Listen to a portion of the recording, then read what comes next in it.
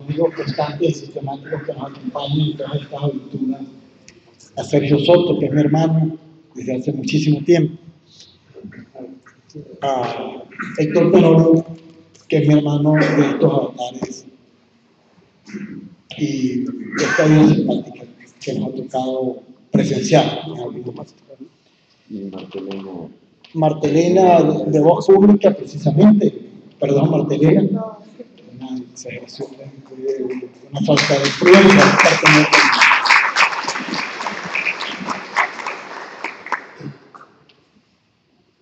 Este libro de Tenorio tiene una característica fundamental porque es un libro que sale de las experiencias asumidas en un viaje que se presentaba en Venezuela como algo extraño. Tenorio y yo veníamos del equipo político diplomático del Farabundo Martínez en México.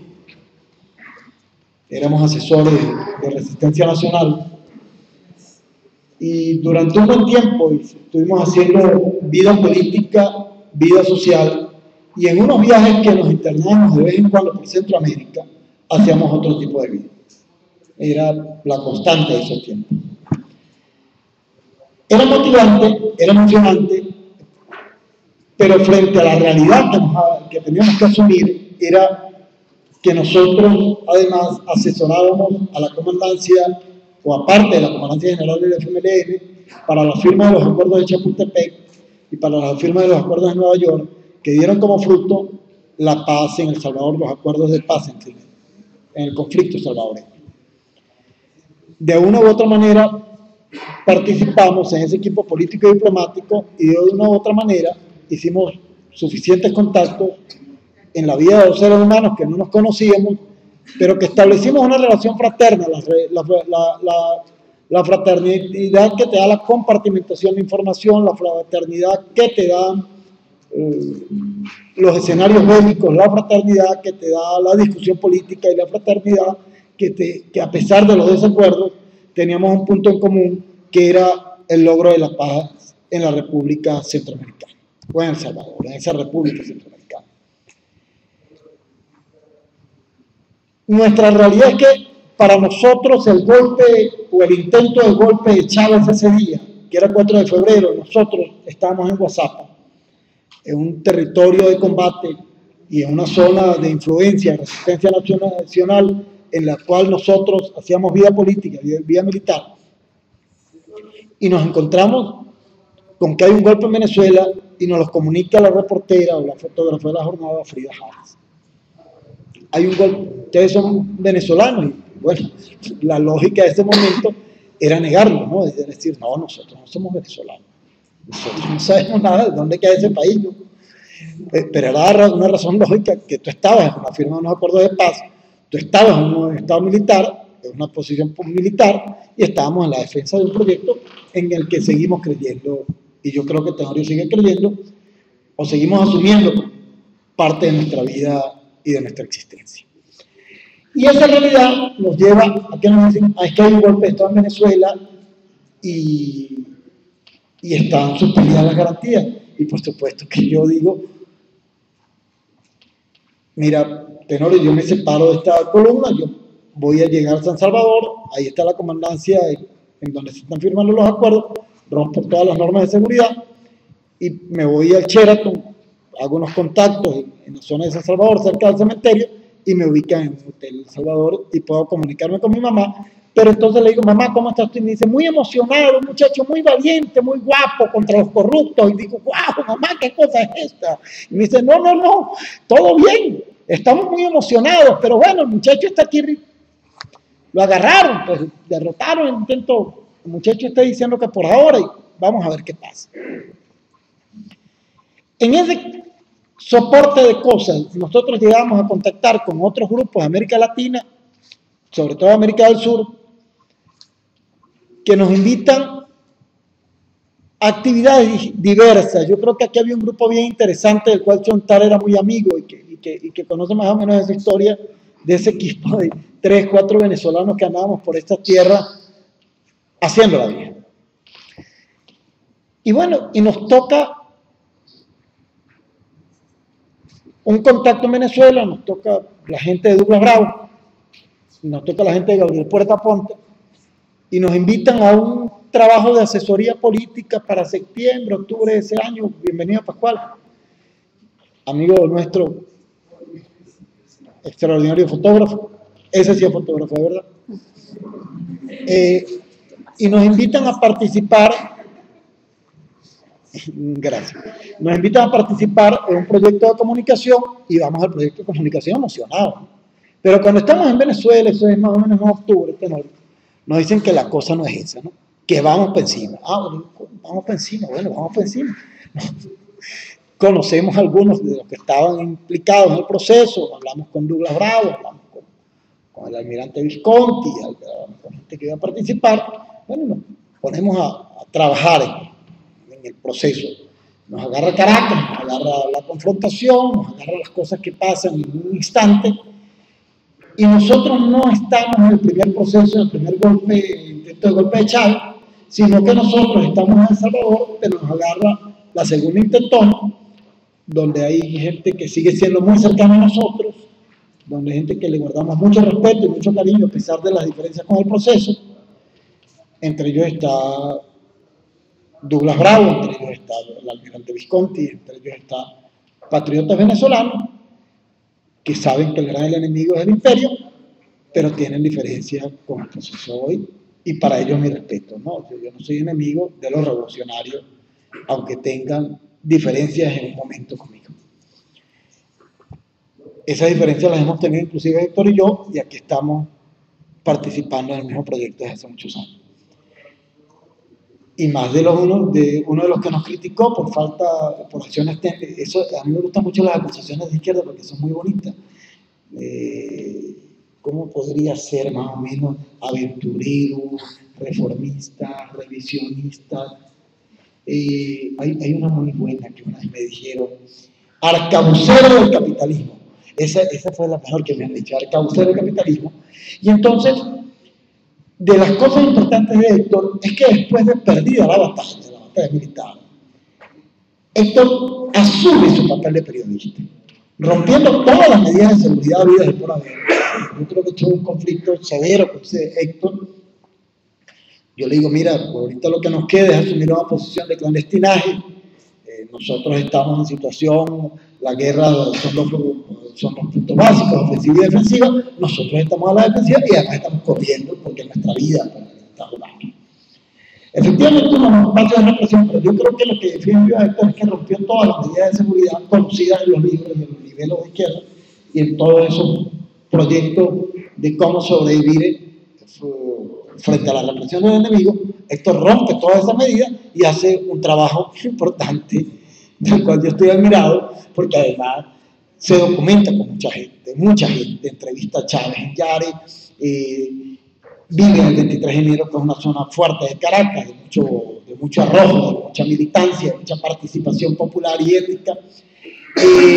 Se mueve hacia Katia, se mueve hacia Propatria, se va al estado Sucre, contacta con Visconti, por supuesto, contacta con Douglas Bravo, contacta con hoy amigos desaparecidos como Armando Díaz, contacta con mi papá, contacta con mi hermana, contacta con mis amigos, y al final yo veo que el responsable de Héctor era yo. Ya Héctor se había convertido en mi responsable porque conocía más gente que yo en Venezuela.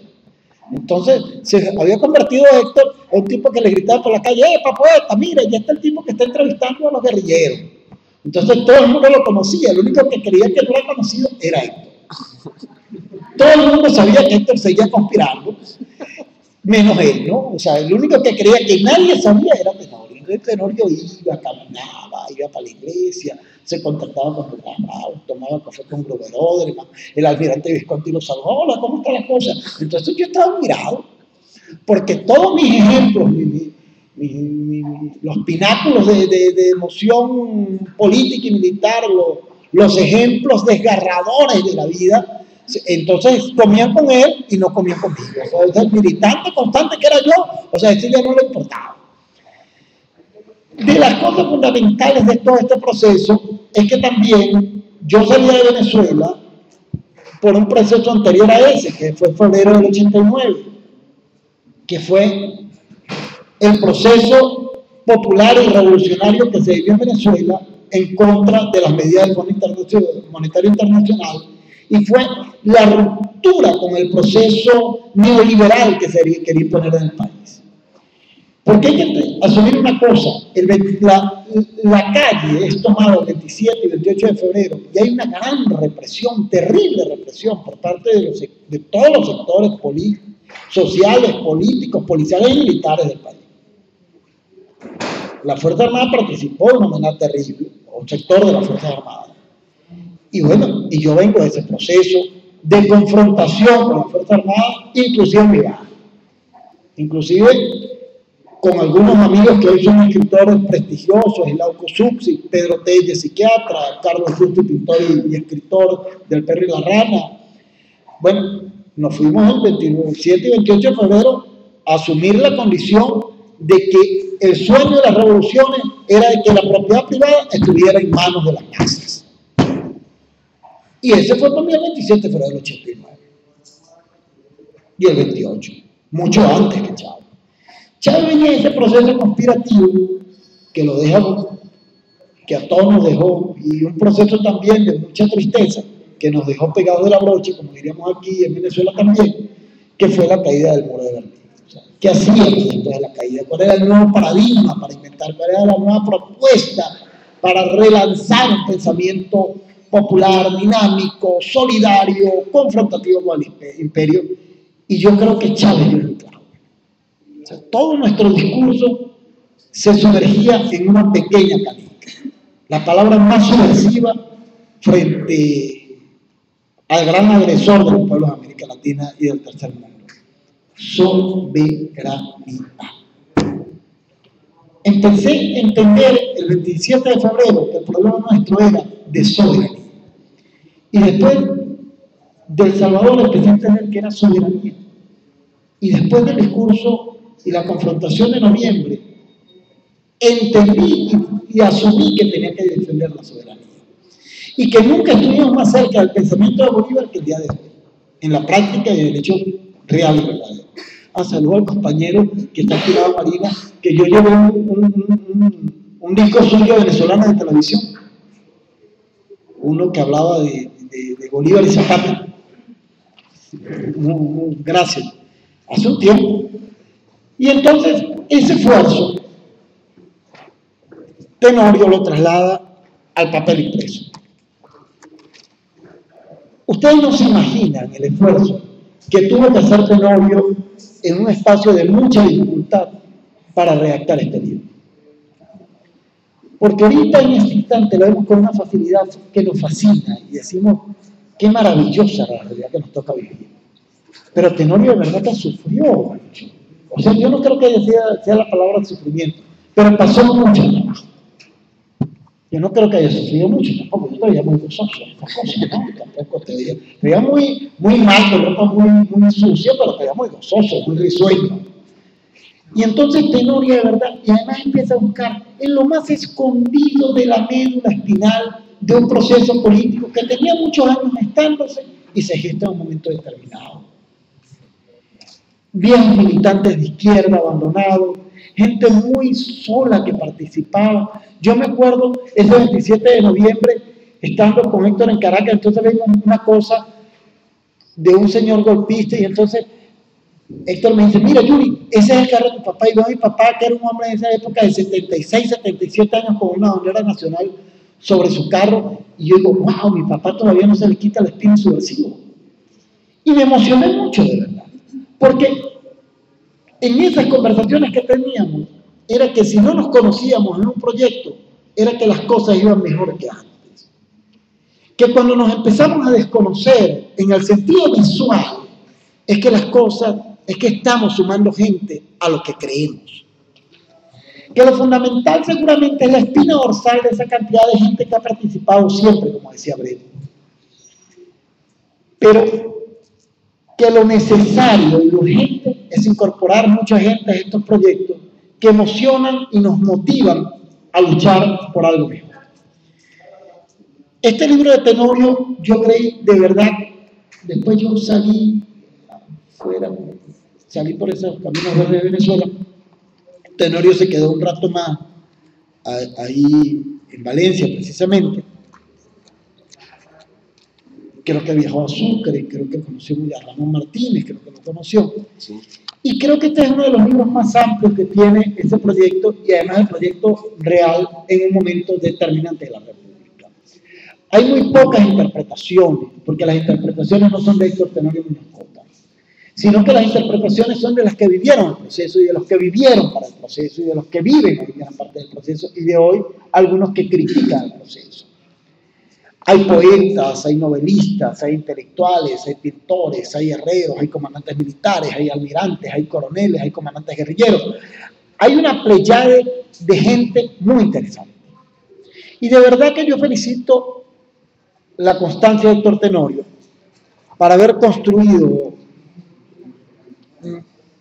y haberse enfrentado a la página en blanco frente a lo que antes era solamente pura metáfora. Yo voy a hacer un ejercicio de torpeza, pero tengo que hacerlo porque si no, no me salen las cosas. Esto es un ejercicio simple que uno lo practicaba en las escuelas jesuitas. Eso se llama leer frente a lo imaginario. Pero tengo que leer un texto, aunque no exista. Esto es más de las escuelas de San Jesús. Pero más o menos este era el texto que debía haber escrito para esto. Podemos ponernos así con mucha seriedad. Imaginar que estoy leyendo algo serio, aunque es serio lo que voy a leer, pero más o menos debería así. Conozco a Héctor Tenorio desde hace mucho tiempo, más de una aventura, más de un pequeño detalle que nos llamó la atención y que de una u otra manera fuimos desilvanando militancia año tras año y constancia tras constancia. Abandonados ya por una paz en la que nosotros creíamos desde el principio y que sabíamos que teníamos que llegar a pesar de haber practicado la guerra. La guerra en el papel, la guerra en la palabra y la guerra como la pólvora. Creo que de las cosas importantes de Héctor es que a pesar, casi con seguridad, de que yo he tenido mucho más temores que él los ha enfrentado mucho mejor que yo. Y enfrentarte al miedo en conjunto con alguien a que tú estimas mucho es un papel tremendamente difícil. Es un papel tremendamente difícil porque como los dos nos podemos jugar de manera casi burlona del otro, no podíamos demostrar frente a nuestro espejo, que en mi caso era él y en su caso era yo, de que teníamos un ápice de temor a los riesgos más terribles que ocurrieran alrededor nuestro, según la parte. Pero alrededor nuestro estaban las cosas más exquisitas que había parido la naturaleza del hombre y de la mujer, por supuesto, en un mundo de género y en un mundo donde no se discute, por suerte, perdón, no lo debía haber dejado en sentido, donde no se discute una sola cosa: las conspiraciones tienen y deben ser de género.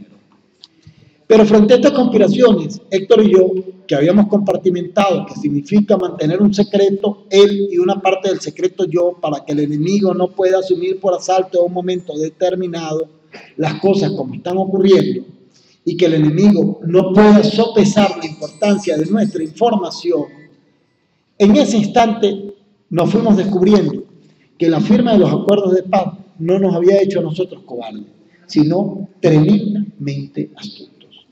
Habíamos sobrevivido a pasar al Salvador, a pesar de que la Comandancia General nos había dicho todas las reglas que teníamos que asumir para poder sobrevivir en un territorio en conflicto como era San Salvador. Todas las reglas fueron rotas. Tomamos cerveza, fuimos a un par de cantinas, caminamos por las calles a las 12 de la noche, nos volvimos temerarios y compramos un aerosol y pintamos "Viva el FMLN" y "Abajo el mal gobierno", y seguimos tan campantes como siempre. Habíamos demostrado de que ni yo le tenía miedo a él, ni él me tenía miedo a mí. Mucho tiempo después, a nuestro retorno a México, con unos kilos menos, un poco menos de dinero en la cartera, aunque nunca hemos tenido, algo de hambre atrasada, muchos meses de tertulia, conversando y manteniendo secretos, y el mayor de todos los secretos era que quizás él podía en algún momento, haber tenido una infidencia con mis responsables o yo con los responsables de ellos. Ojo, qué temor. En una batalla que todavía no habíamos ganado y donde El Salvador se nos convertía en nuestra máxima expresión de lo que tenía que ser la batalla del pueblo, por el pueblo y para el pueblo. Tenorio es entonces, sí, tiene volumen, sí. Tenorio es entonces, no solamente, no tiene volumen, sí, se oye. Sí. Tenorio es entonces, no solamente un verdadero compañero de angustias y de batalla, no solamente es un compañero de trincheras y de lodo, no solamente es un compañero que han dado 1 y 1000 pasos conmigo y quizás yo con él. Yo no sé quién de los dos ha hecho compañía en los combates de esta vida, que a veces se torna gris y a veces se torna profundamente luminosa. Yo creo que los últimos años de nuestra vida ha sido profundamente luminosa. A veces tan luminosa que nos destella, a veces tan luminosa que la pupila no puede absorber tanta luz. A veces tan luminosa que nos tenemos que inundar de flashazos para saber que hay una luz más potente. Pero a veces tan luminosa como que la característica del amigo que no se ha perdido lo ha transformado en un escritor de primer nivel. Lo ha transformado en un entrevistador de abolengo y de fuerza. Lo ha transformado en alguien que estimo profundamente y que tengo aquí que decir delante de los que conozco y delante de los que no conozco, que lo admiro y lo respeto por su trabajo. Pero sobre todo que lo admiro por el arrojo demostrado para enfrentar una página en blanco. Muchas gracias.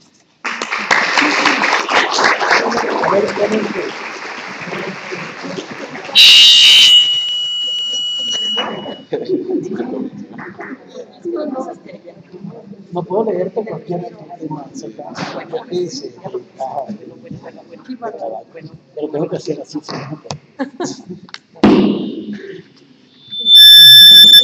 Ese no soy yo, les juro que no soy yo, es Héctor Tenorio.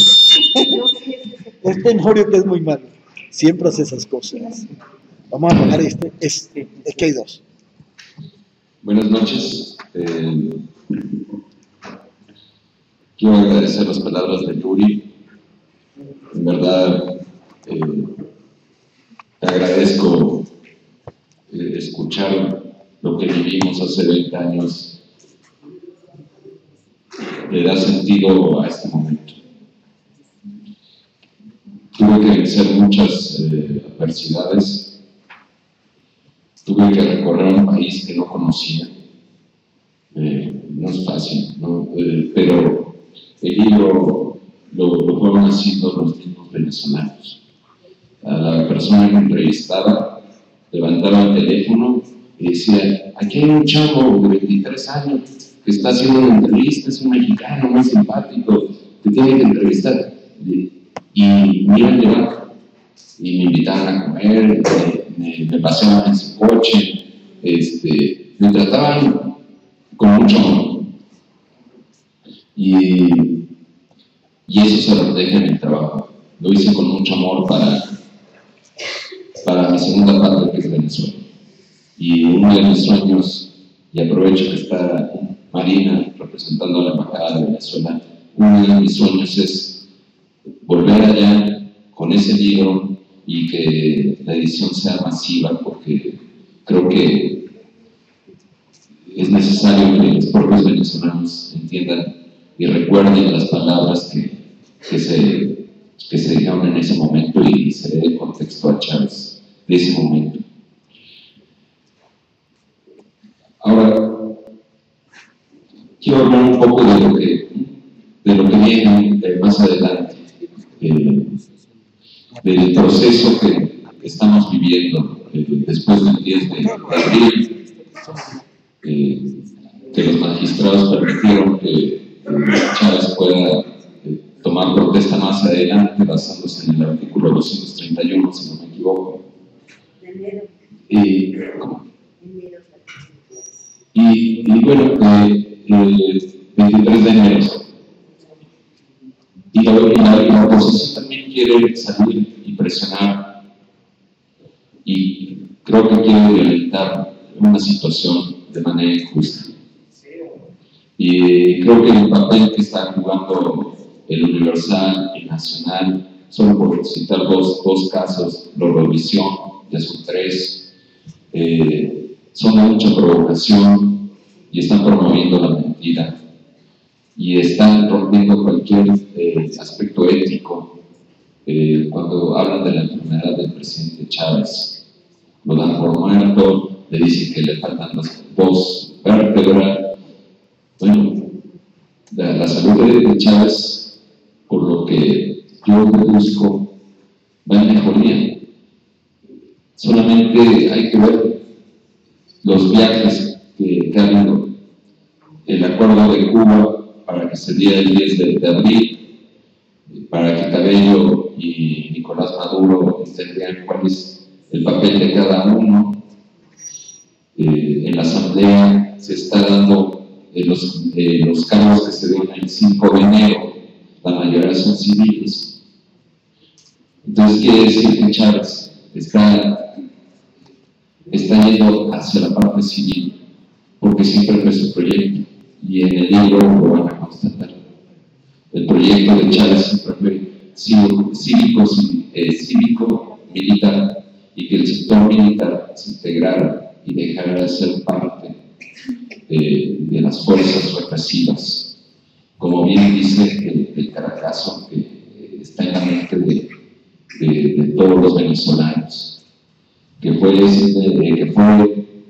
el momento donde Carlos Andrés, a los 10 días de haber asumido el poder, aplica el proyecto del Fondo Monetario y se viene una reacción en cadena, que hay cientos de muertos. Esto permite a Hugo Chávez, que era el comandante, y a los tenientes formalizar, ya tenían los comandantes y tenientes, que el grupo pasara de la parte teórica a la parte práctica y ejecutaran el 4 de febrero el plan Ezequiel Zamora, que estratégicamente tuvo fallas que Chávez asumió en su momento y que evitaron un baño de sangre. Pero Chávez ahí rompe un ritual de la clase política venezolana de asumir con 14, 17 muertos, si recuerdo, y Chávez asume las pérdidas. Y esto se da cuenta a la gente. Y por lo mismo, la gente se la balanza, y las encuestas del Nacional el 5 de febrero del 92 le dan 96% de aceptación. Y Carlos Andrés se da cuenta después del segundo golpe, que es de otro corte, es de la cúpula, y fracasa por otras cuestiones. Tratan de aislar a Chávez, y bueno, Chávez, cuando yo le hago llegar el cuestionario gracias a sus abogados, Chávez deja ahí el testimonio de la democracia bolivariana, que no es otra cosa que la democracia al servicio de las personas. Que buena falta nos salga aquí, ¿no? Y esto es lo que ataca la prensa, esto es lo que atacan los monopolios, y me preguntan en Telesur qué hacer. Bueno, pues somos un ejército, pero no nos damos cuenta de eso.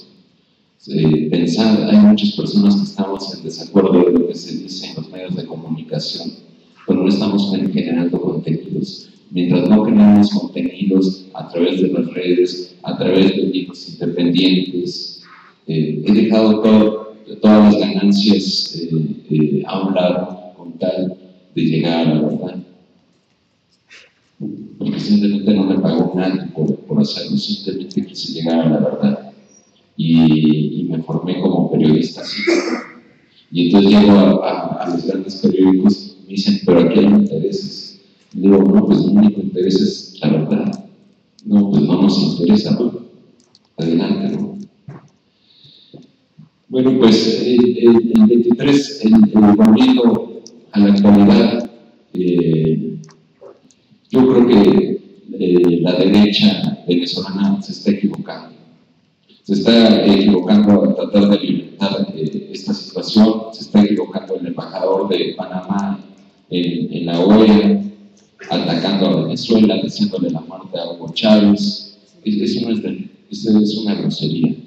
Ya el gobierno de Venezuela salió y le dijo que es un patán el embajador. O sea, eso no puede ser, eso es una falta de respeto. Hay millones de personas sufriendo en Venezuela.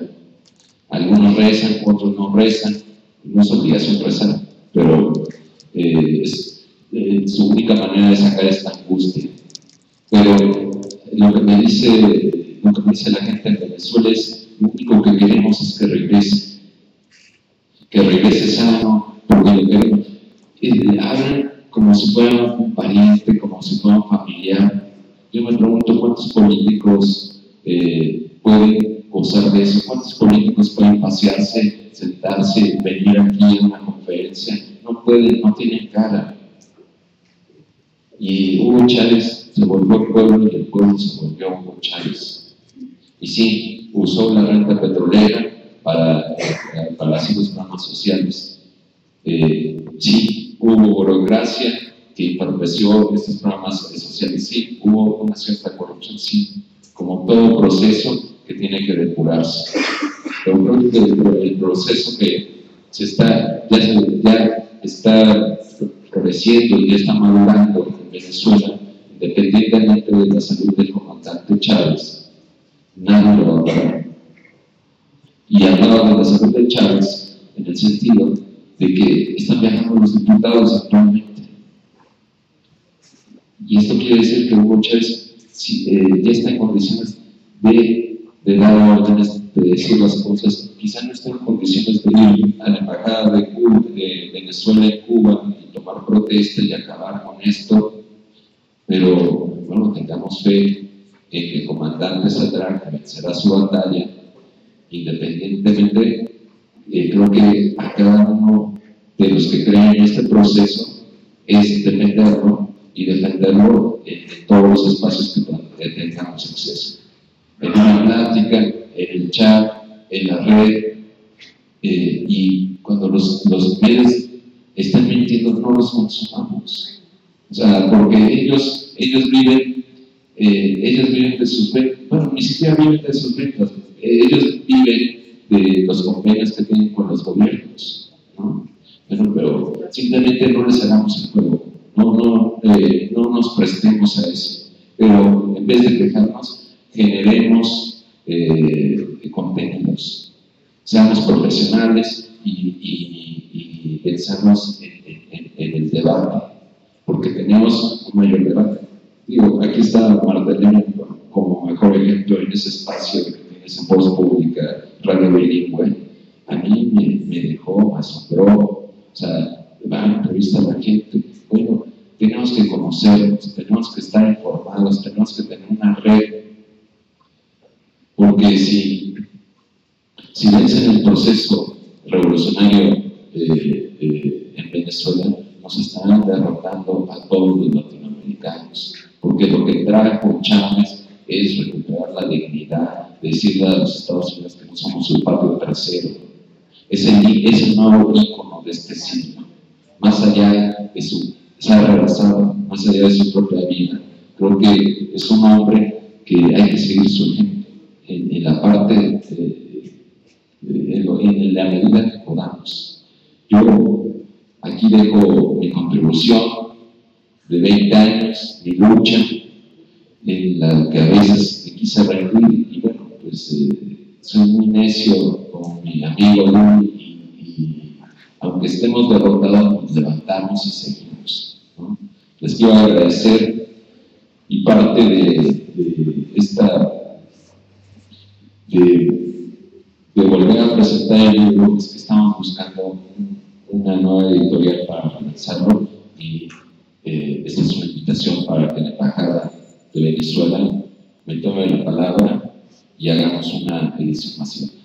Gracias por su tiempo, gracias por haber venido, y no perdamos la fe. Yo creo que este proceso va a triunfar, que ya triunfó y que la derecha va a ser derrotada. Gracias.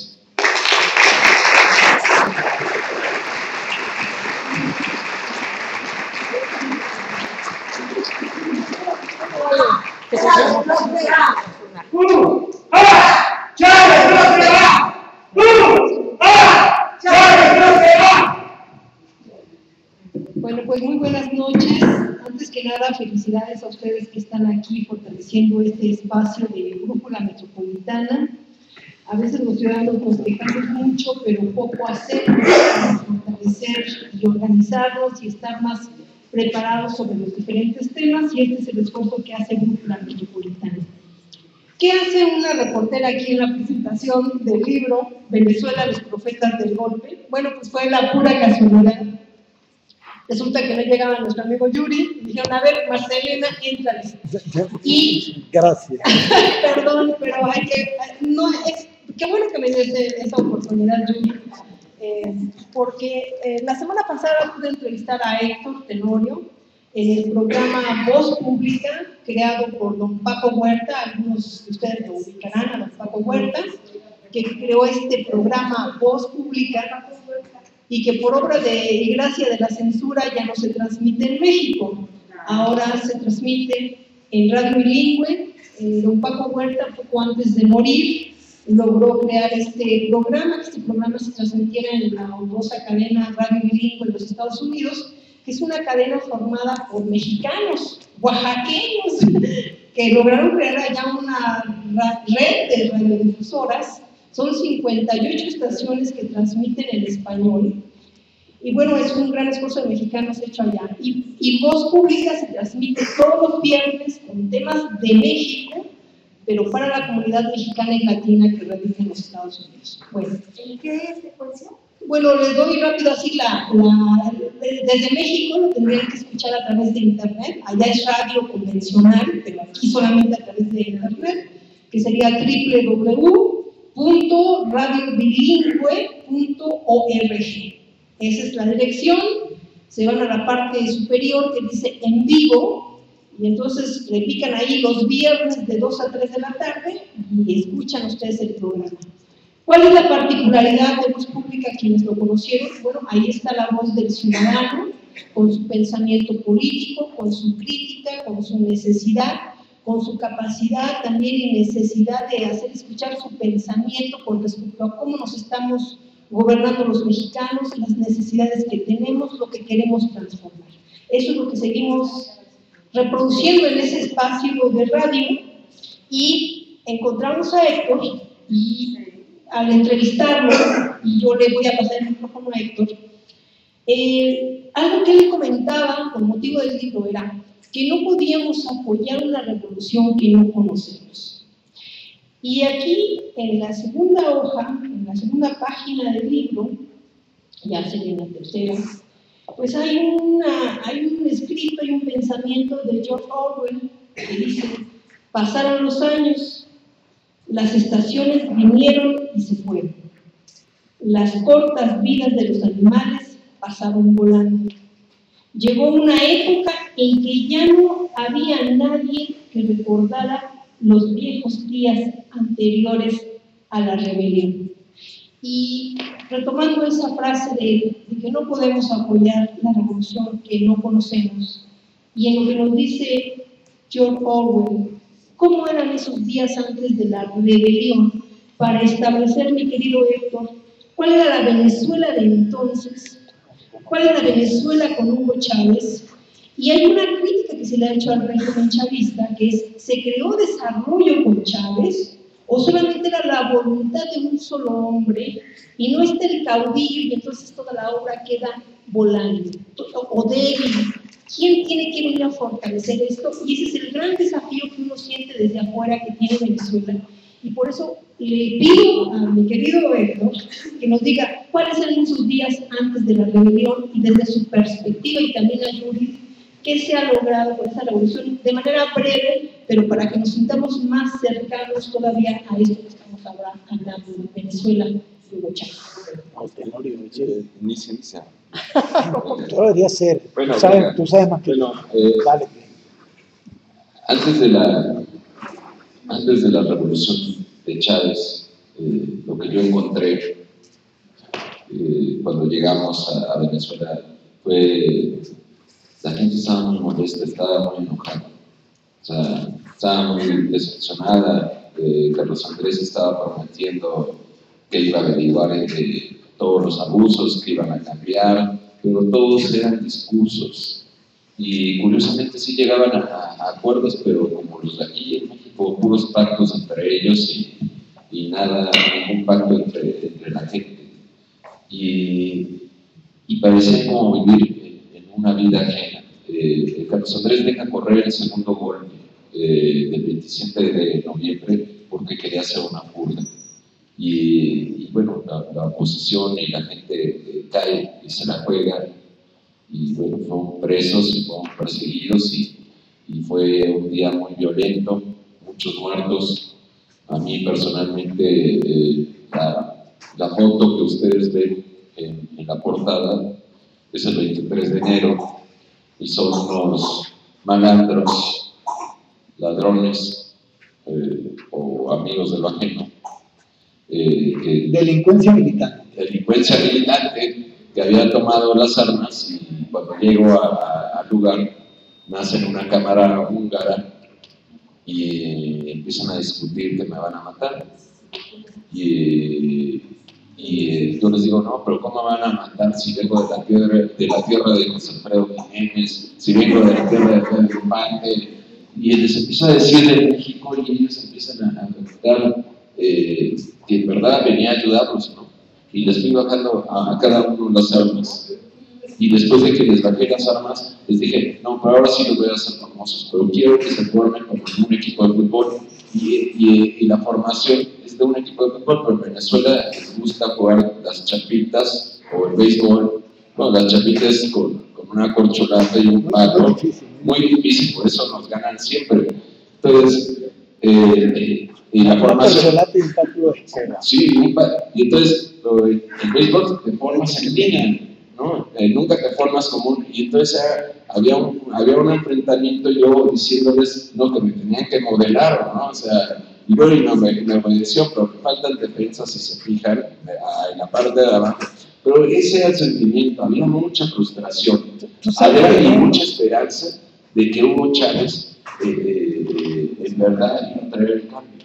¿Tú sabes lo que yo percibí esos días de la conspiración? Bueno, hola, ya. ¿Tú sabes lo que yo salí de Venezuela en el 89 después de una larga militancia? Y creo que los días más de mayor depresión, creo que en todo el mundo, fueron esos días después de la caída del muro, que no teníamos a dónde agarrarnos. Pero creo que después del 89, que la gente sale a la calle y que todavía no nos han hecho regresar a las casas. O sea, nosotros el 27 de febrero salimos a echarle piedra al gobierno. Y a echarle piedra a la injusticia, a echarle piedra al saqueo de la nación. Y todavía no nos hemos regresado a la casa. Seguimos echando piedra. Seguimos, el pueblo sigue en la calle echando piedra. Pero yo lo que creo es que esos días de la conspiración, que esta fue la parte emocionante, yo creo que vimos yo creo que tú estás comentando lo que pasó después de la derrota del intento de golpe del 27 de noviembre, pero en los días previos al golpe era muy emocionante. Todo el mundo sabía que venía, todo el mundo, esto es un sorteo, todo el mundo sabía que algo se preparaba, y todo el mundo conocía que algo había. Y yo recuerdo perfectamente bien que los muchachos de la universidad estaban en la conspiración, y los muchachos de la Universidad de Carabobo en Paramacay se repartieron fusiles, y me acuerdo perfectamente bien los combates callejeros. Y por supuesto que yo creo que el momento que se vivió después, eso eran momentos de mucha motivación, es la verdad. Yo creo que ninguna preparación de combate puede ser sin motivación, porque te estás perdiendo, es como se echa el primer balazo. Después de eso, creo que ha sido una gran depresión, porque bueno, las derrotas traen consigo, lleva una piedra de 500 kilos cargando, ¿no? Y además que todo el mundo, tú sabes que está derrotado, o sea, todo el que tú ves contento sabes que está en el equipo que ganó, aunque sea el punto de vista militar, ¿no? Puedes decir, bueno, pero fue una victoria política, eso es otro cuento, es un cuento bien bonito, pero la depresión que te da cuando volvimos a perder. Yo me acuerdo que Héctor me dice, Yuri, ¿qué pasó? Nada, volvimos a perder. Tú siempre has perdido conmigo, vas a ganar ahora. Si yo soy un jefe de la derrota. Entonces, yo no, tú no crees, no, volvimos a perder, lo que hay que esconderse. Volvimos a perder, Héctor. Entonces, volvimos a perder. Y era verdad, porque además veníamos de la experiencia salvadoreña, que contra los acuerdos de paz lo sentimos como una derrota, y tenemos la experiencia de febrero, como una masacre nacional, veníamos la experiencia, bueno, yo no venía esta experiencia de Chávez de 4 de febrero, pero el 27 de noviembre yo sí lo sentí como una derrota terrible. Pero los días previos a eso, por primera vez en Venezuela, yo creo que era una gran fiesta de combate callejero. O sea, la gente estaba en la calle, la gente sabía, levantaban alcantarillas, te daban comida, te daban toallas, te daban alimentos, creaban campamentos de campaña, crearon pequeños hospitales. El 23 de enero se convirtió en un espacio de resistencia, las calles, los ríos, el río principal de Caracas, que es el Guaire, pero que tiene mucho concreto, se convirtió en un espacio de influencia política y militar. La gente se preparaba en las calles, conversaba de política, discutía. Ya uno sabía que a pesar de la derrota militar, uno había ganado en el terreno político y emocional venezolano, porque sabíamos que podíamos derrotar a Carlos Andrés Pérez, que en el primer momento era el enemigo. Tú decías, bueno, pero Carlos Andrés, ¿qué importancia tenía? Está bien, pero el poder tenía un símbolo en ese momento, y era Carlos Andrés Pérez, y era el símbolo del Estado. Y para nosotros era muy emocionante que el tipo que estaba preso, que era el presunto derrotado, era el que la gente lo veía como el vencedor del combate.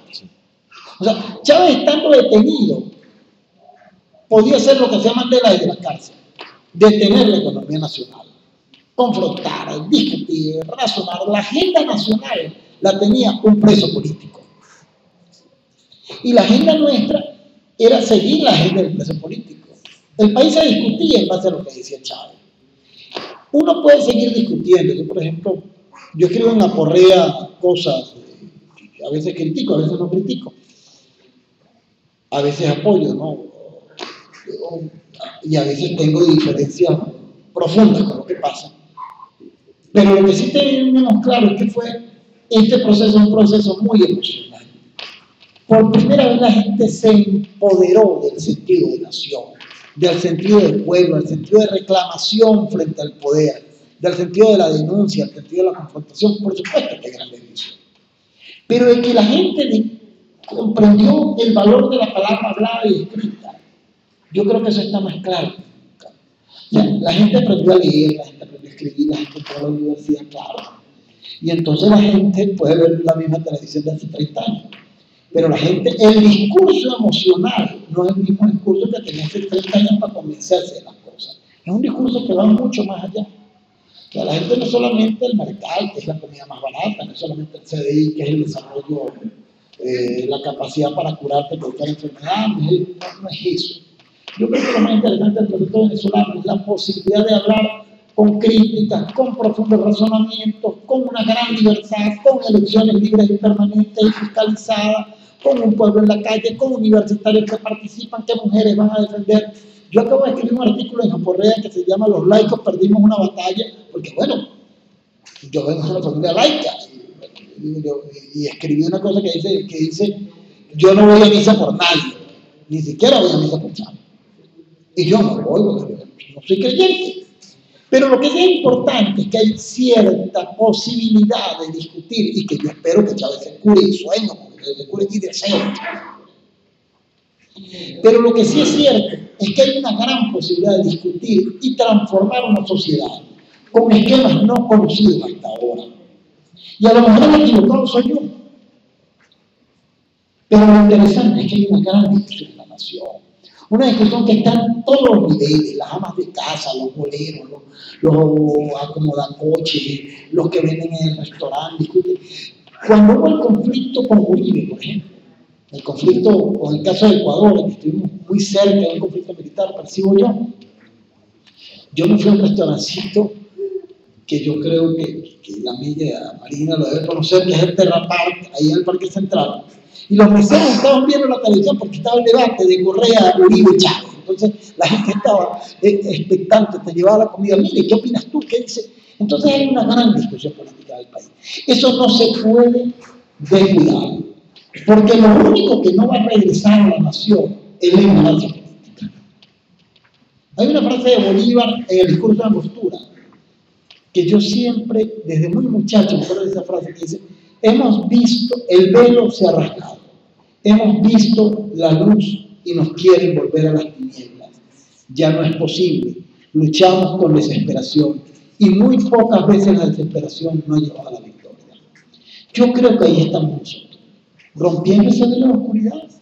Descubrieron la luz las personas, o sea, ya no quieren. Es como aprender a leer. O sea, tú aprendes a leer y ya no puedes decir, ya, ahora no se me va a olvidar todo lo que aprender a leer, ya me voy a olvidar de cómo se lee. Es muy difícil eso, yo no conozco un caso en la vida. O sea, es complejo aprender a leer seguramente, o a lo mejor es muy fácil, no fue que las transnacionales. Pero después que aprendes a leer, tú eres un ser libre.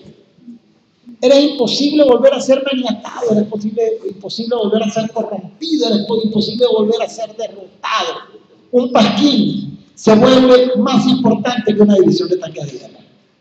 En Venezuela de hoy es más importante un pasquín de los muchachos del 23 de enero, de Valencia, de Los Teques, que una división de tanques de guerra. Mucho más importante. Porque estamos en una batalla maravillosa, enternecedora, delicada, arrogante, fomentadora de un espíritu nacional desconocido, de una gran carga de solidaridad, de un gran acto fraterno y ennoblecedor del género humano. Yo estaba leyendo Tinísima, por ejemplo. Cuando Tina le escribía a sus amigos en Europa, hay escuelas de arte gratis en México. Esto es impresionante. O sea, Tina habla de muchas cosas, pero las cargas más importantes es que se podía estudiar arte gratis. O sea, ella no puede volver a ser la misma persona que descubrió las artes, las ciencias, las letras, la maravilla de que hay la posibilidad de abrazar a otro ser humano y darle fraternidad a costa de nada, sin deber nada, sin cobrar nada.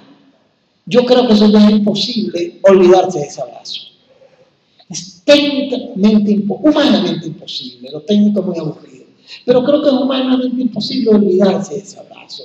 Venezuela estaba en un luto terrible, una gran tristeza, un gran dolor, como si lo hubieran matado a la República. Y de repente, no es Chávez solamente, por Dios, son muchos.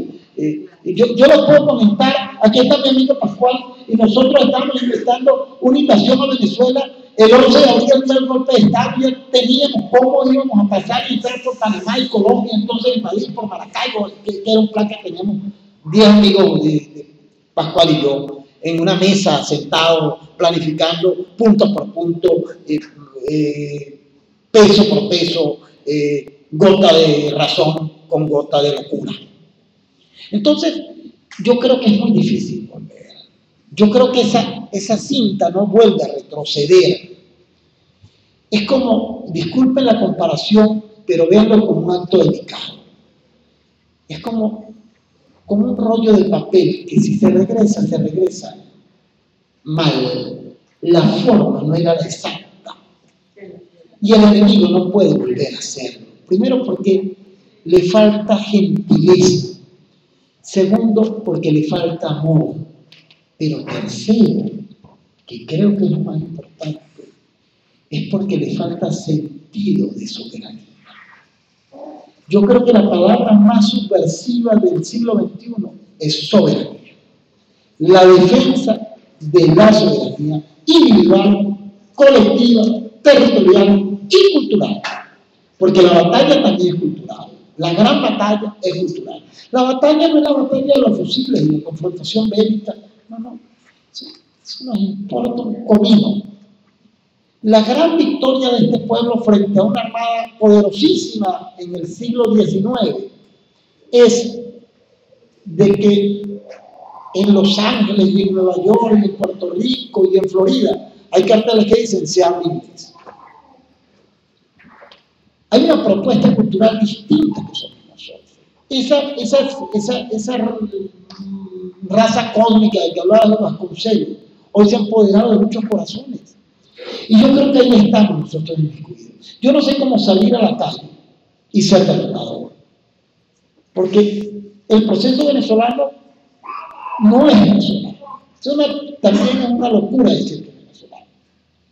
El proceso venezolano es la posibilidad de encomiar los corazones de este continente mestizo en un punto de la tierra que por accidente se llama Venezuela hoy. Pero no le pertenece a los venezolanos. Eso no tenemos el copyright. No tenemos el documento migratorio para no ponerlo en portada. No tenemos el GPS exactamente ubicado en las coordenadas exactas del territorio nacional. No. El territorio nacional es donde pise cada uno de ustedes para la transformación del territorio que están pisando. Así es.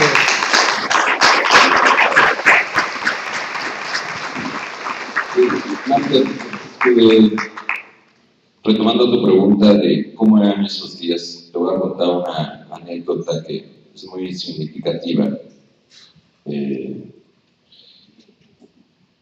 invitaron a una reunión muy secreta y ese día nada más había comido una arepa y me cayó un palo de agua, una tormenta, y llegué empapado así a un salón muy bello y estaba Douglas Bravo, me sentaron al lado de Napoleón Bravo, que era muy famoso en ese entonces, un conductor de radio, después se volvió golpista. Sí, y se volvió golpista y después no sé qué le ha pasado, pero la cosa es que todos los invitados eran los golpistas y no conformes con eso tuvieron un baile.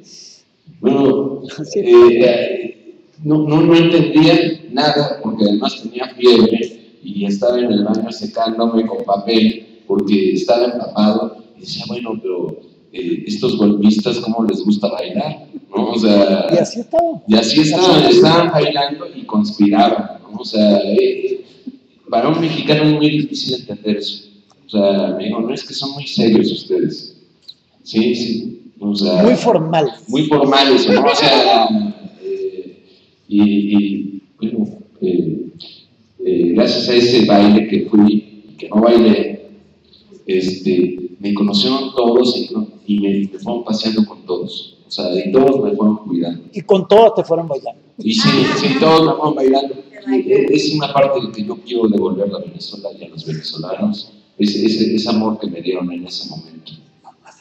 Y respecto al proyecto de desarrollo que tú preguntas, pues es tan frágil como el de toda América Latina, ¿no? Porque somos dependientes del gran imperio y mientras no unamos nuestros propios recursos de petróleo, de energía, pues el continente no va a tener capacidad de desarrollo.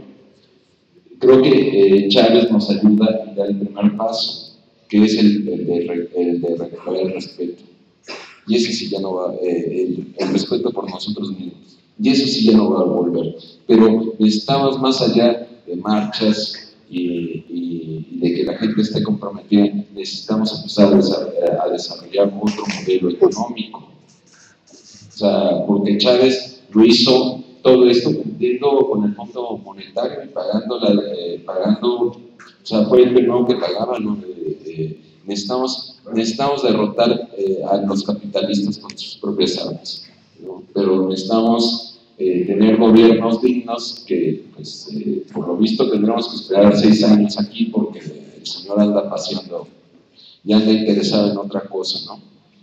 O sea, no hay posibilidad de un proyecto de desarrollo mientras no el hilo conductor creo que debe ser el petróleo, y creo que eso nos daría la posibilidad de sentarnos con Estados Unidos en bloque y decir, bueno, mira, así están las cosas, ¿no? ¿Quieres a partir de ciertas condiciones y cierto respeto a la autonomía, como bien dices, ¿no? O sea, creo que Chávez ha contribuido y ha dado un paso importante. Sigue hablando, yo escribo. No sé si quieres... Recuerda que hay una cosa aquí que se llama... bueno, sí. Hay un mezcalito por ahí. Hay un mezcal. Y un tequilita para los presentes. Si quieren hacer una pregunta más. Si pueden hacer una pregunta con mezcalito no cae mal. Tienen preguntas, les mandamos un papel, entonces son muchas, a ver, por aquí me pasaron una. ¿Por qué no arrugan el papel y no los lanzan? O sea, hacen esto, mira. Envuelven el papel así y no los lanzan desde allá porque son muy elegantes. O sea, estamos echando piedra, sigan echando piedra. Bueno, yo creo que lo que tengo... Toma, Pascual. Marina quiere decir algo. Claro, por favor, Marina. Marina, Por la salud de la Embajada de Venezuela, quiere hacer algunas aportaciones a la plática. Buenas noches a todas. Y me complace estar acá en este grupo pequeño y directo de personas que creen en un cambio revolucionario, en que otro mundo es posible. Muchas de las emociones que tengo acá son en base a lo que se ha comentado en esta noche, ¿no? Unas cosas que ha dicho Yuri, otras Tenorio, otras María, y ahí Marta, y recogido algunas de las inquietudes, ¿no? Vamos a empezar con lo más reciente para cerrar con lo último, y con el primero, perdón. Y Magdalena preguntaba acerca de la solidez del proceso, de cómo, de aquellos tiempos de Chávez, de la entrevista, y estos 13 años de gobierno bolivariano, y qué es lo que hay hoy con el presidente enfermo, hoy con el presidente con cáncer, hoy con una oposición que arremete sin piedad contra el pueblo. Yo quiero decir a todos ustedes que hoy lo que hay en Venezuela es unidad.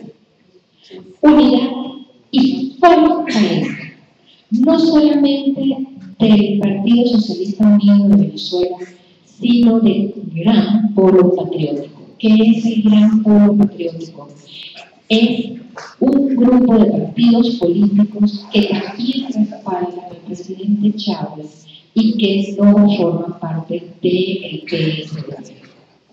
Se han empeñado a partir del artículo que hizo Infausto, señor Heinz Dietrich, ¿no?, en querer presentar a una Venezuela dividida, fracturada, llena de traidores a la patria.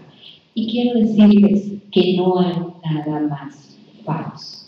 El presidente Chávez hizo una recomendación y dijo que en el caso de que él llegara a faltar, que por favor le pedía a su pueblo que lo respaldara, que respaldara a compañero y camarada Nicolás Maduro.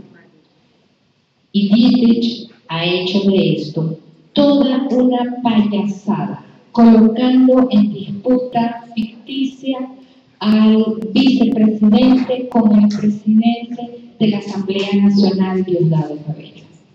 Nada más falso y calumnioso que decir que Diosdado Cabello está tratando de tomarse el poder. Absolutamente incierto. Nada más pensemos en el 13 de abril de 2002 y pensemos que Diosdado Cabello era el vicepresidente y mientras Chávez lo tenían secuestrado por el golpe que nos dieron, Diosdado Cabello no ha podido entregar el poder. Diosdado Cabello fue presidente de Venezuela mientras el presidente regresaba, era retornado de la isla de Mochila hasta tierra firme, se bañó, se vistió y se presentó nuevamente en Miraflores. Diosdado Cabello durante esas horas fue el presidente. Si Diosdado Cabello fuera realmente el sátrapa sin vergüenza que Dietrich ha querido mostrar y que la plataforma mediática, no solamente venezolana, latinoamericana y mundial, ha querido proyectar de él, Diosdado Cabello se ha podido quedar con el poder. Sencillamente no necesitaba esperar este momento. Era obvio, o sea, Chávez estaba detenido, Chávez estaba preso. ¿Qué le costaba quedarse con el poder? Nada. Eso demuestra su lealtad ante el presidente comandante Chávez y ante el pueblo venezolano. ¿Qué ha cambiado el pueblo venezolano? Apuntaba mucho hacia allá el compañero Yuri. Es una revolución que parte por la cultura. La gente a veces no toman muy en cuenta, digamos que los políticos no toman muy en cuenta a veces el término cultura, y entonces agarran muchos más recursos para educación, para, no sé, para hacer casas, para hacer hospitales, y llaman eso la deuda social. Tenemos una gran deuda social, porque la gente no tenía alimentación, porque la gente no tenía casas, no tenía agua, no tenía acceso a los servicios públicos, no tenía acceso a la salud.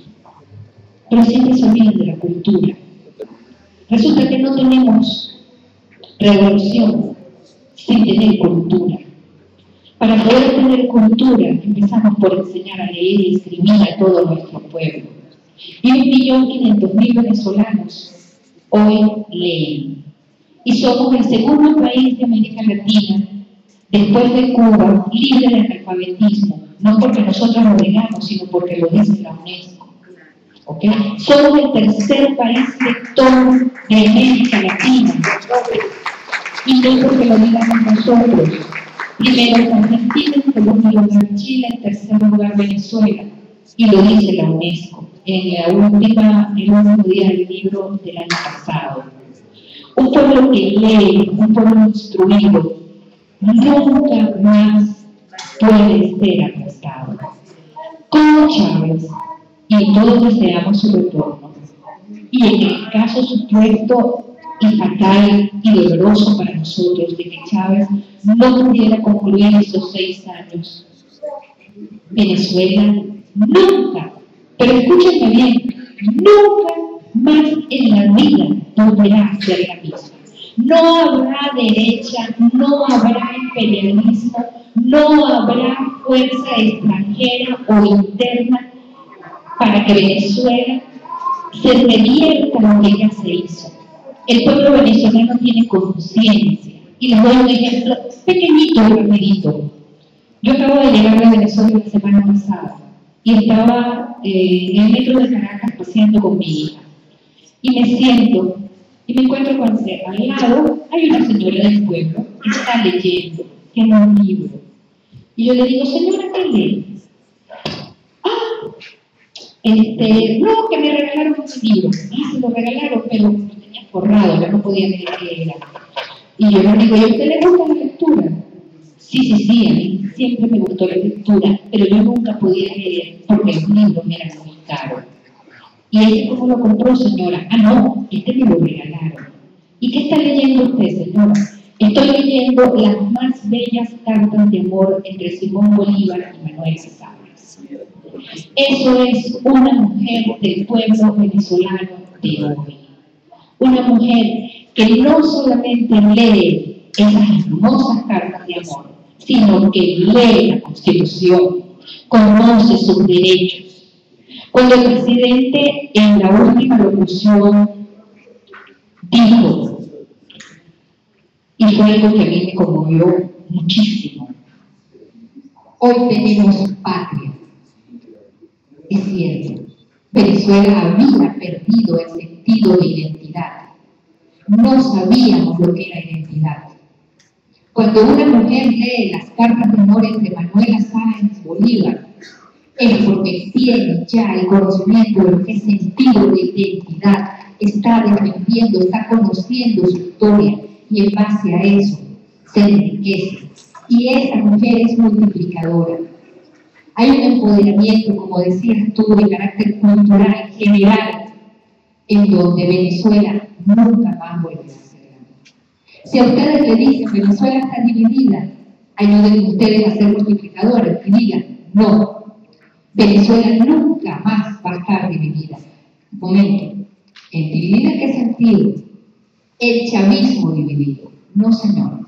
Podemos tener divergencias de opiniones, disentir de algunas cosas. Yo también diciendo, a puerta cerrada. Yo no se lo voy a decir acá, pero yo diciendo algunas cosas, como todos, nosotros mismos, los seres humanos, disentimos a veces de las actuaciones propias, ¿no? Pero definitivamente, cuando hay un pueblo unido, jamás se va a vencido. Para contarles una última anécdota, a los pocos días del triunfo del presidente Chávez el 7 de octubre, recibí una visita de unos compañeros mexicanos de provincia, no recuerdo ahorita el lugar, y ellos me dijeron una frase, y me dice, qué bueno, los felicitamos, ganó el presidente Chávez. Y nosotros aquí, tan cerquita de los Estados Unidos y tan lejos de Dios. Y es una frase que yo escucho casi a diario. Y yo me pregunto, y le pregunté al Señor, y si lo sabe usted, si lo saben todos los mexicanos, ¿qué están esperando? Yo me lo pregunté, y yo le dije, ¿usted sabe cuál es el secreto del éxito del presidente Chávez? Yo se lo voy a decir. Y agarré, puse una fotografía en pantalla de mi computadora. Y era una fotografía aérea del día del cierre de campaña del presidente Chávez.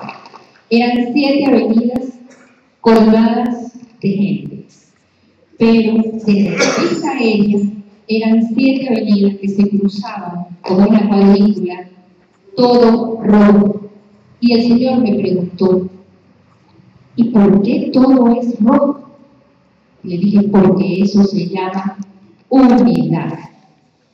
Es unidad alrededor del líder. Podemos sentir en las pequeñas cosas, pero en las cosas importantes, en la defensa de la patria, en la unidad, en que no nos van a volver a dominar, allí hay unidad. Y no hay ninguna posibilidad de volver atrás. Quiero cerrar comentándole a nuestro amigo Romero que voy a hacer todo lo posible como encargada de asuntos culturales en la embajada de establecer el enlace con la editorial de Imperio y Arana. Tengo el correo electrónico, quisiera que por favor me hicieran llegar el proyecto de republicación del libro, de reedición. Personalmente sugiero que como hay entrevistas, aquí está el proyecto. No lo damos. No hay problema.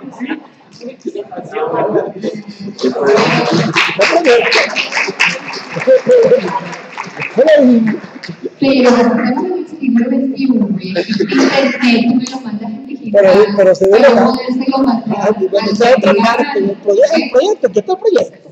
El pacto venezolano se ha consolidado aquí. Sí, El pacto revolucionario bolivariano. No, para el proyecto. Personalmente me comprometo a hacer llegar el proyecto de reedición del libro a la editorial Imperio y Arana, dirigida por nuestro gran poeta, compañero y revolucionario William Osuna, con quien estuve hace escasos 4 meses conversando acerca de nuevos títulos. Eso sabemos que para cerrar voy a decir, Venezuela está publicando absolutamente de todo. Si usted, señor, escribe y tiene un libro de poesías, y este señor que tiene un libro ya publicado, y algunos otros, tal vez, usted no es menos que él a la hora de publicar. Tal vez tenga que esperar, porque como usted, todos ustedes tienen derecho a la publicación. Ya no hay discriminación de que si tengo nombre y apellido y publiqué 3 libros y me gané 4 premios y soy premio Casa de las Américas o me vieron el Príncipe de Asturias. No, señor. Ahorita todo el mundo publica. Hay una larga fila, por eso hay que esperar, pero están las publicaciones al alcance de todos y ya serán los lectores que dirán, este me gusta, este no. ¿Quién se queda, quién perdura y quién pasa? Gracias por estar aquí, gracias por haber permitido la presentación. Vamos a brindis. Bueno, yo creo que, ¿por qué no levantarnos unas copitas que tenemos aquí, que son sintéticas? Por el acuerdo México-Venezuela para la publicación del libro, salud por los amigos. Pero sobre todo una cosa. Y salud por usted. Y salud por la salud del presidente Chávez. Bueno, nada más vamos a leer la sesión 3. 3 preguntas y se acabó el show. A mí me gustó mucho esta. Enero 15 del 2012. Deseo saber qué sucede con el pensamiento de nuestros originales, por qué con nuestras raíces se manifiesta la honorabilidad,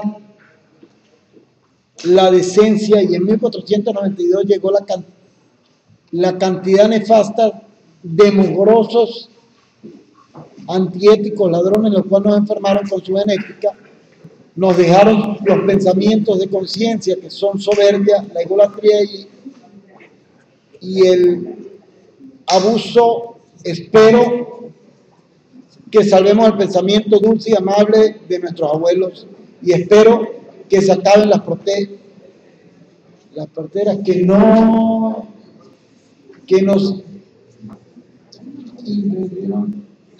impusieron los bárbaros.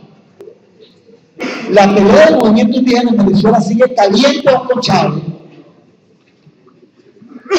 Es importante entender eso, que los procesos revolucionarios no son ni siquiera decretos del presidente. El movimiento indígena venezolano sigue en una gran lucha por las conquistas de su tierra. El movimiento Guayú, el movimiento Barí, contra las mineras y las transnacionales, aún con Chávez en el gobierno y aún con los gobernadores chavistas en el gobierno. Hay una pelea importantísima en ese movimiento, y por supuesto que hay un Estado constituido y un Estado por constituido, un Estado constituyente. Y el movimiento indígena sigue una gran pelea. Hoy hay un parlamento indígena, hoy hay una presidenta del parlamento indígena, hoy hay un ministro para asuntos indígenas, pero el movimiento indígena sigue una pelea rigurosamente importante aún dentro del proceso revolucionario, porque las condiciones de los indígenas son distintas, las exigencias son distintas, y piden una cosa fundamental. Cerramos con lo necesario. Bueno, pero lo fundamental es que es una pelea y es interesante. Yo les comento, podrían buscar la guarura.net, la guarura, así como se llama, la guarura.net, y estar entre lo que pasa con el movimiento indígena. Eso es parte de la democracia y es parte de mayores conquistas democráticas ante el gobierno democrático. Porque la democracia es un acto de construcción cotidiana, como el amor. Pero se está construyendo la democracia, el movimiento indígena sigue una gran pelea, porque aún no se ha logrado, de hecho, como hecho consustanciado, lo anunció la Constitución, que es la repartición de las tierras indígenas a los pueblos originarios. Eso pasa en el sur. No se ha logrado. Y ahí tenemos que presionar, inclusive como revolucionarios, presionar a los otros revolucionarios, porque es una conquista de los originarios, de los constructores de la nación y de nuestros padres, de nuestros ancestros y nuestros abuelos. ¿Qué lugar ocupa el pensamiento peronista en la República Nacionalista de Venezuela? Bueno, yo no voy a estar. Llego hasta la salsa. Pero un trabajo. Yo le dejo la demás aquí a los pueblos. Yo voy a ver lo del Medellín, les voy a preguntar. Leí las dos últimas comentarios y les agradecemos. Bueno, nada más para no dejarlo, digo que es importante recuperar lo que ustedes envían. Dice, es una pregunta, dice, las transnacionales petroleras son golpistas y mandan asesinos a los líderes nacionalistas. Nos hemos equivocado, o dice, no hemos equivocado la lucha solo defendiéndonos sin atacar a los dueños de las petroleras. Es una pregunta, no dice quién nos la envía. Y luego otra pregunta dice, ¿qué hizo falta para que el gobierno de la Unidad Popular en Chile sobreviviera al embate del imperialismo norteamericano y la burguesía local? Y luego dice los contextos. Dice, 1, Venezuela y Cuba se distinguen de los procesos latinoamericanos por una razón. Y aquí viene, dice Castro, y ahorita nos hará en la traducción, Castro le dijo a Allende, en palabras de Mr. Powry, "Unless you destroy the army working into your instrument." Habla tu inglés, este habla inglés. ¿Quién fue el que nos envió esta pregunta y que nos da la debida traducción? Amigo mío. Gerardo, más o menos ubícanos al contexto histórico. ¿Qué dice? Estamos cuidando el proceso de la Unidad Popular y las razones por las cuales tuvo que pasó al golpe. Consideramos que hay un eje central en los procesos revolucionarios latinoamericanos y ese eje central tiene que ver con el problema de la violencia revolucionaria y cómo se enfrenta el inevitable ataque de la policía de Santa. Y lo que dice allí el embajador de Estados Unidos en Chile es que hay gente, tal vez ingenuamente pensaba que la policía iba a cometer suicidio felizmente, lo cual pues no. Que Castro le avisó, le sugirió a Allende que armara al pueblo. ¿Cuál es la distinción entre un proceso como el chileno, que es democrático, que es demócrata? ¿Cuál es la distinción en un proceso revolucionario en donde el ejército está involucrado? ¿Y cómo se puede defender una nación, un pueblo, en este caso el venezolano, de eventual ataque? Chile ya no existe, el proceso de Chile ya no existe. Cuba sí existe, tiene 50 años de estar resistiendo el bloqueo, y eso se debe gracias a una cosa. Quisiera escuchar a la parte. Mira, yo hubiera pasado, no sé qué habría pasado, la lógica histórica te explica que eso no, es un antropólogo muy serio. Pero lo que es cierto es que si Chávez no fuera militar, ese proceso estaría tenido sentido. No hubiera, si Chávez no fuera militar. Primero, la historia del ejército venezolano es otra historia. El año 61 hubo un intento de golpe de Estado que se llamó el porteñazo, el carupanazo, después otro que se llamó el porteñazo, y los dos fueron hombres militares de izquierda nacionalista. El ejército, los ejércitos de América Latina, en gran cantidad están llenos de militares nacionalistas. Hay una gran cantidad de militares nacionalistas. Ahora, ¿qué ocurre? A nosotros nos dieron un golpe de Estado. En el 2002 nos hicieron un paro petrolero de casi 3 meses, una cosa terrible, pero para poder atar la industria petrolera nuevamente fue terrible, una pérdida de 8 puntos del PIB de un año para otro, otros calculan que fue el 12%, pero lo que es cierto es que también, que hay una cosa que hay que tomar en cuenta, si hay alguien que sea marxista, asumirá que el desarrollo de las fuerzas productivas también es el desarrollo de las fuerzas de la comunicación. Tú y yo venimos de la época del mimeógrafo, y la posibilidad de implementar una idea con mimeógrafo era una inversión terrible, tú y mía, porque teníamos que buscar 500 hojas de papel, tipear un stencil. Hoy, el hijo tuyo manda más mensajes por Facebook que lo que nosotros podíamos hacer en un año de trabajo. O sea, el desarrollo de las fuerzas productivas es verdad, por supuesto que beneficia a los procesos y también nos ataca. Pero nunca tuvimos en nuestras manos tanta posibilidad de decir lo que nos daba la gana como el día de hoy. Y eso también es importante.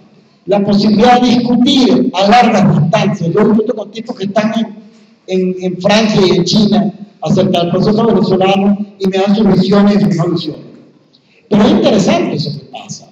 Es interesante porque yo creo que hay que tomar en cuenta el papel de la comunicación en estos casos. No solamente comunicar, sino qué nos comunicamos. La derrota del golpe en Venezuela fue también en base a la comunicación. Los muchachos con walkie-talkie, con mensajes de texto, las antenas de los Estados Unidos funcionando y destrozando los mensajes que tenían palabras clave. Y los muchachos, en vez de decir ataque de flanco por las torres del Silencio, tú dices, concha, no vale, échale bola.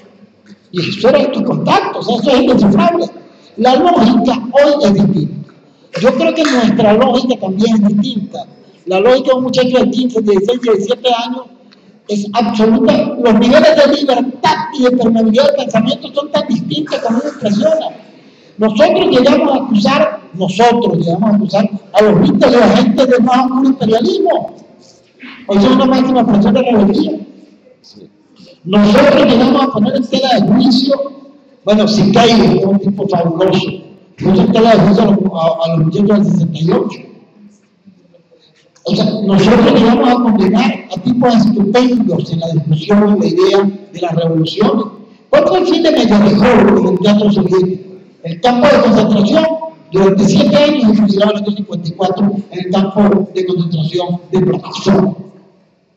Mendialfaro, el sucesor, de nada menos que el padre de un actor se prepara. ¿Ustedes se imaginan qué pasó con los yo creo que hoy los niveles de libertad de los muchachos también nos ponen a discutir cosas que para nosotros eran muy difíciles de discutir. Muy difíciles porque nos avergonzaban. Y nosotros, bueno, el caso de Roque Alto, que es paradigmático, nunca se hizo nada en contra de Villalobos. Yo escribí un artículo en plena guerra, tengo testigo en contra de Villalobos, en plena guerra entre Villalobos. Yo sigo las cosas por la calle del Nido. O sea, nunca he dicho que me como las palabras, no, las digo, se las dio a la comandancia y lo escribí. Y se lo entregó a Joaquín Villalobos. Que usted es un criminal y usted debería estar en un diván de psicoanalista, tratándose de terapia de grupo, en plena guerra. Eso era terrible, expulsado de la Comisión Política y Diplomática. Porque hoy los muchachos son más atrevidos para la palabra. Yo creo que yo nací con mala intención, pero yo creo que la discusión tiene que ser muy dura, implacable, terrible, muy dura para la palabra. O sea, yo creo que una de las cosas que es interesante en el proceso chileno es el MIR chileno. Es el MIR chileno, el movimiento de la revolución. Esa discusión implacable, valiente, inteligente, salerosa, dichosa. Yo creo que los procesos actuales, yo creo que por ahí va la cosa. Ustedes pueden tener el mejor fidel que puedan tener en la mesa, la mejor ensalada de palmito y legumbres. Ustedes pueden tener las más ricas carnes y los más ricos cereales, pero le faltaba el punto que hoy tienen los muchachos: las especias. Las especias. Yo creo que las especies son la comunicación. Esa palabra tan confrontativa, tan maravillosa, tan dichosa, tan fuerte. Fíjate una cosa de las fuerzas productivas, por poner el caso del compañero que es músico y poeta. Hace 30 años grabaron un acetato, hermano, que era cargar un saco de cal, sin mancharte la ropa blanca. Eso es de mi pueblo. Era cargar un saco de sal sin mancharte la ropa blanca. Hoy grabar un CD o un CD, como quieren llamar, es mucho menos complicado, porque el desarrollo de la fuerza de la comunicación no lo permite. En todas partes del mundo. Los muchachos tienen una memoria de 16 gigabytes y te vale 50, 60, 80 pesos y pueden memorizar 25.000 videos. Y yo creo que por ahí va la discusión. Yo creo que lo que le faltó es lo que hoy sobra: posibilidad de ser desnudos en la discusión. Porque ni siquiera hoy Cuba se está desnudando en la discusión. Se está desnudando. O sea, la gente ahora puede salir y entrar.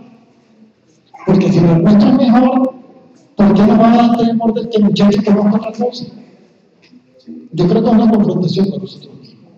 Y yo creo que es una cosa muy dichosa y importante. Fíjense qué cosa, estamos aquí.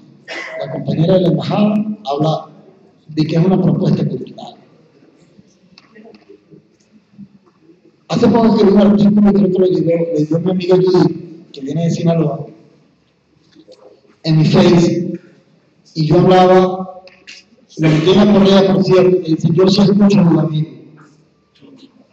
o los que me quieren asar en línea verde, creo que le usaron así.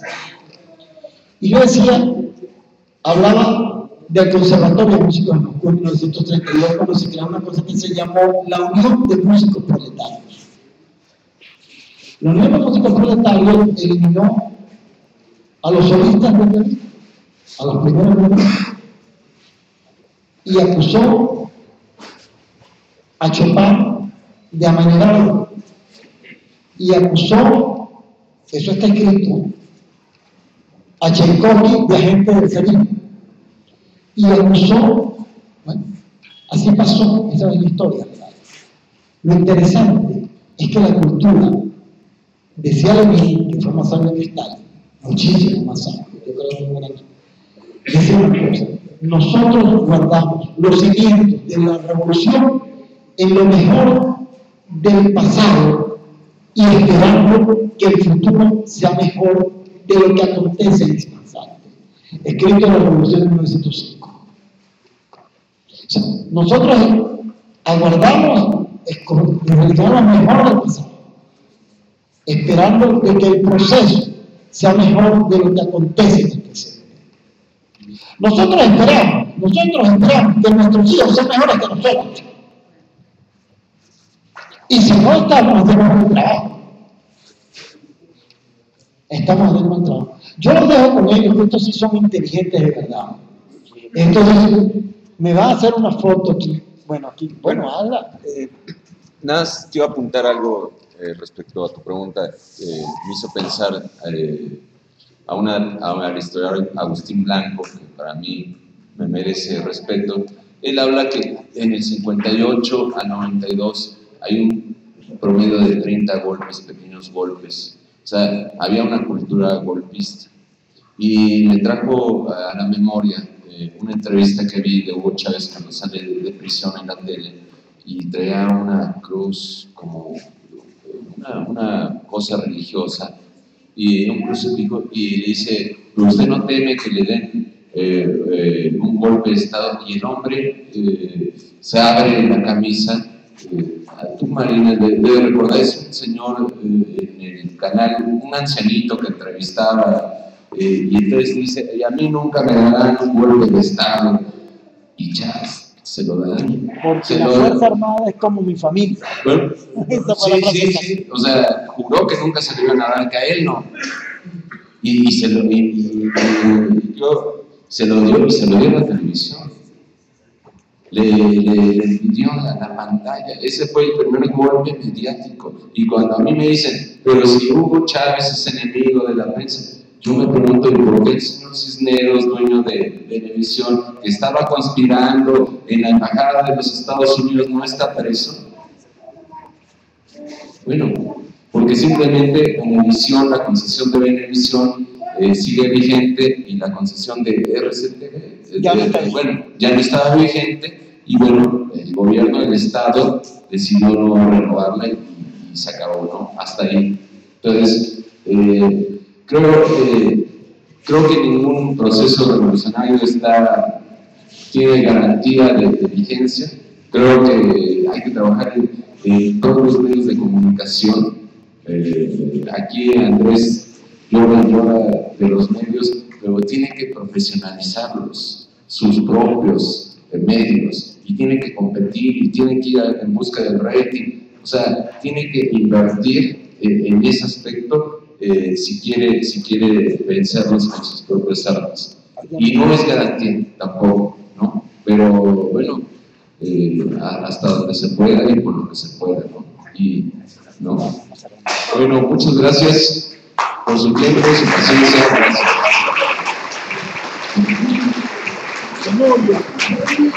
Muchachos, no lo quiero.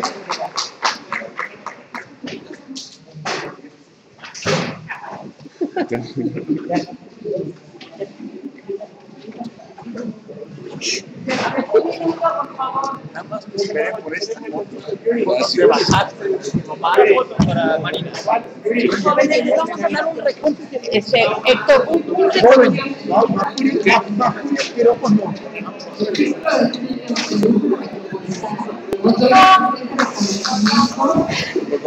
Al periodista Héctor Fernando Muñoz por su labor de investigación y divulgación sobre el desarrollo político latinoamericano y por la organización con Venezuela de los profetas del pueblo.